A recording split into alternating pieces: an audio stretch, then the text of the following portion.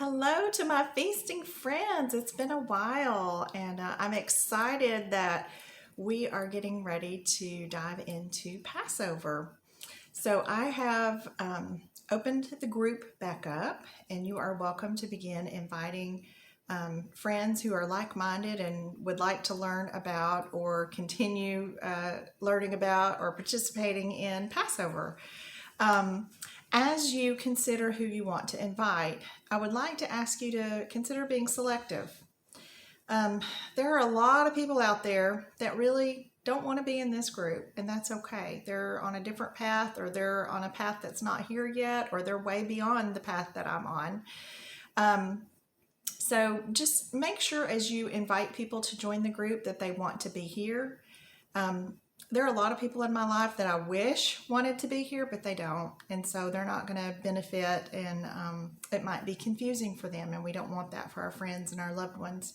So don't just send an invitation out to your whole friend list, please. Be selective and try to invite kindly, meaning that you're going to invite people who want to be part of Feasting Friends, who want to learn or continue learning more about all of the appointed times of our Father. Okay. Second thing is, I want to give you just a little bitty tease. Passover is an umbrella term. It's an umbrella term that actually covers 3 separate appointed times. There's the Passover meal. There is the whole week, the Feast of Unleavened Bread. And then there's this little day that is often forgotten about, called the Feast of First Fruits. And so I want to give you a little work to do. Go to Leviticus chapter 23. I bet you knew that. And look between verses 4 and 14 and see if you can tease out that there are actually 3 different components to this umbrella term that we call Passover. So that could be a little bit of fun. I didn't realize this until just a few years ago. So see if you can make 3 different compartments out of that and begin learning. The last thing I want to share with you is a book. It's called The Threshold Covenant. It's by H. Clay Turnbull. I probably said that wrong. It's not an inspired word of God or anything like that, but this author did tons of research about something called the Threshold Covenant. That's the name of the book. And why this is interesting this time of year is because what God commanded the Israelites to do at the Passover in Egypt was make a threshold covenant with him. We find when we read historical books like this one that the threshold covenant was not unique to our God and Israel. Now, some people get upset when they realize that, and they ask questions like, well, wow, why would God use a technique that, other religions use, perhaps, to covenant with his people? And so it's a fair question, and I want to remind you that in the beginning, it was his. Go back to Genesis and notice what Abel is doing. Notice what Noah is doing. Notice what Abraham is doing. They are participating in the threshold covenant. Later, it was corrupted and taken over by other religious groups, other faiths, and corrupted. But that doesn't make it bad. And God took it back. He took it back at the Passover. And he reminded Israel, and he reminded the Egyptians and Pharaoh whose covenant it was and what it was for. And you can get some great insights by taking a flip through this book. My favorite thing about this book is that you can get it for free. And I will put a link under this video so that you can click it and download it if you want to. It's very old, so it's in the public domain. I believe it was first published in 1896, so it's in the public domain. You can download it from the Gutenberg.org site, and I will put that in the comments below. Okay. So it's not a beach book. It's not a super easy read. Parts of it are kind of like, ooh, that's a little gruesome. So it's not for everybody, but if you would like to dig a little deeper to kind of get in the mindset of the ancient Near East as we begin our studies of Passover, unleavened bread, first fruits, it could be helpful for you, okay? But the most important thing is this book right here.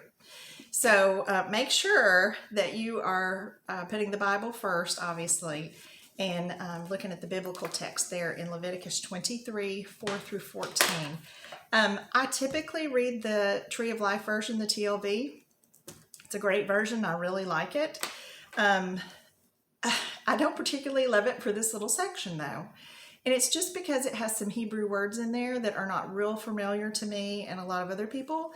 So for this particular feast, I've pulled out my trusty ESV, which is a little more clear for me. And this particular ESV, I really like it because it actually parts out the three parts of Passover by putting a little line in between them.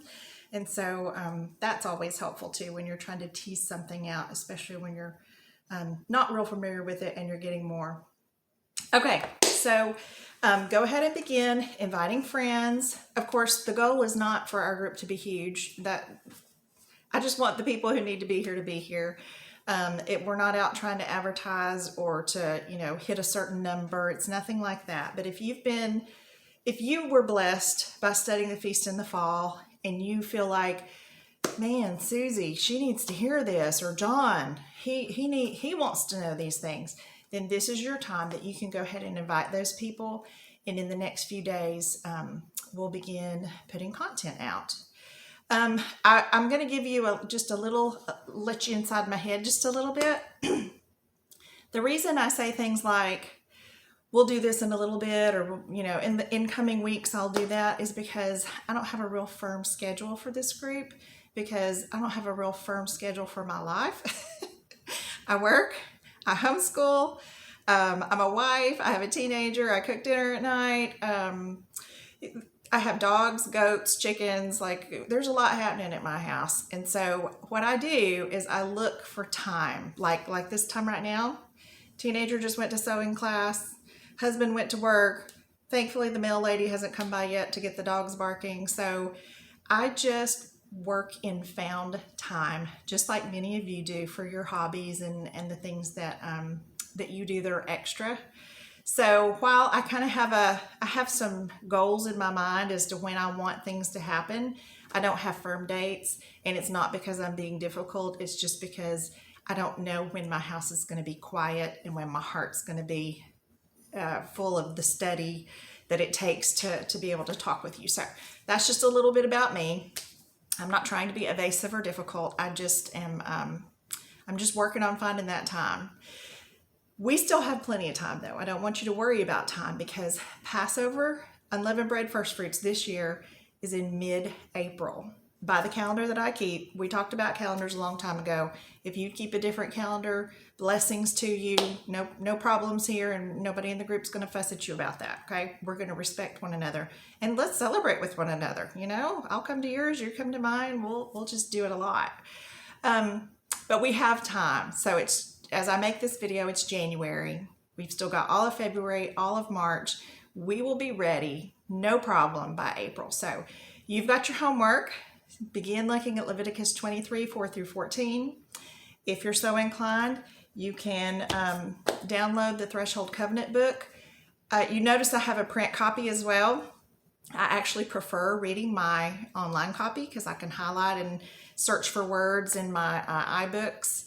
But you can order this book in print off of Amazon. They have an old reprint company that'll print the book when you order it. So lots of different ways to get engaged with it. And if you decide not to go there, you're fine. You're still going to learn a lot about Passover this year, okay? All right, guys. I'll see you soon.